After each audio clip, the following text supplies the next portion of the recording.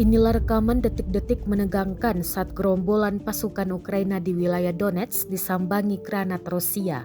Rekamannya beredar di Telegram pada Minggu 12 Maret 2023. Dalam keterangan unggahan disebutkan pasukan Ukraina yang sedang merencanakan penyerangan mendadak diteror granat yang dilempar dari drone Rusia.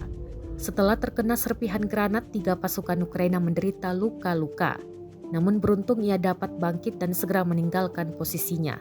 Dan diketahui hingga saat ini pasukan Ukraina tengah mempertahankan kekuatan militernya di sepanjang garis depan Donetsk, termasuk di kota Bakhmut yang terkepung dengan pertempuran paling sengit berkecamuk di kota Vuhledar dan Mariinka.